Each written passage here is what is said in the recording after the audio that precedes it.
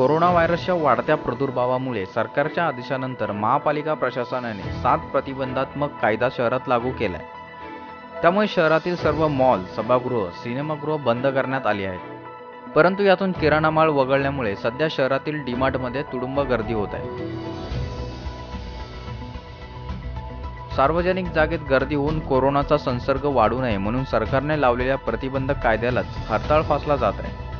त्यामुळे नवी मुंबई महापालिकेकडून डीमार्टवर बंदी घालण्याचा विचार केला जात आहे.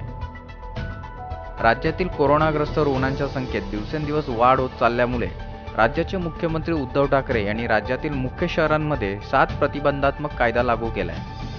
या कायद्यामुळे रविवारपासून सर्व मॉल, नाट्यगृह, सिनेमागृह, जिमखाने, जलतरण तलाव आदी सार्वजनिक जागा बंद करण्यात आल्या आहेत.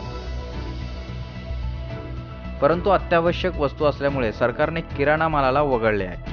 त्यामुळे शहरातील डीमार्ट सुरूच आहे. सरकारने लावलेली बंदी वाढली तर अन्नधान्यांचा भविष्यात टंचाई भासू नये म्हणून नागरिकांनी डीमार्टमध्ये खरेदीसाठी गर्दी केली आहे. रविवारनंतर सोमवारीही शहरातील अनेक भागांमधील डीमार्टमध्ये गर्दी झाल्याचे आढळून आले.